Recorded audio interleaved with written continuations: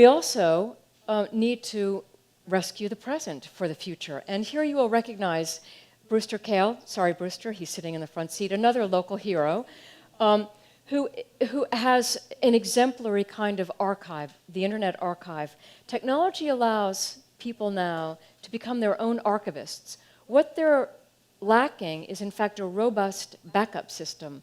But because of something like the Internet Archive, people are able to identify what is valuable to them and upload it onto the archive to be preserved. I say coyly, people are able to do this on institutions like the Internet Archive, but I think many of us know that the Internet Archive is unique, and that I think at least the real business of libraries and archives is to replicate something like the Internet Archive, to be able to make it possible to upload people's memories, as it were, the things that they value, and preserve them for the long term. We can talk more about that at the break or in Q&A. One last thing I want to say about Thomas Jefferson before I wind up is that one of the things that's so instructive about Jefferson's library is that he collected everything that he thought it took to create this new being, the American citizen. And he thought it was very important to have everything about America, but also to have everything that recorded all the virtues and all the vice of men. And his libraries were full of books written by people that he strenuously disagreed with. For example, Hume. He couldn't stand Hume, the Tory, but he kept that because he thought that people needed to be able to know about everything that humans thought and be able to judge for themselves. I want to say, to me, the greatest threat to memory going forward is that we would create a knowledge monoculture in which all the stuff that we think is correct, that we agree with, gets saved. And I think we're at real hazard of doing this. Everyone can say, yes, this would be true of China, or the Soviet Union when it gets reincarnated in Russia, that of course they want to censor the past.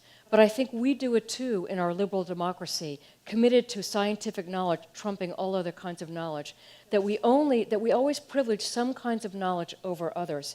And I just want to point out to the wonderful biological truth that there is no such thing as a fixed, perfect being, that a being is the one that adjusts most rapidly to a changing environment. So that mammals, they didn't evolve legs so they could walk on Earth. They actually had these leg-like accoutrements, these kind of maladaptations, that when they were forced to land on land, they could actually recruit to become legs, and so they survived. These are called exaptations.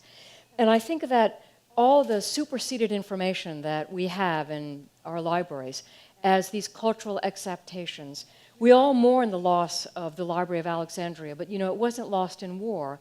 It was lost, it was allowed to perish because first the Christian emperors and later the Islamic Caliphate decided that it was full of pagan learning which had no value for the future. And so they had no interest in keeping it around. But without the recovery, the excavation of that knowledge during the Renaissance and Reformation, we would not have what we have today. We certainly wouldn't have rediscovered the Greeks and the Romans. We wouldn't understand democracy, and we certainly wouldn't have the foundations for scientific thinking that we have.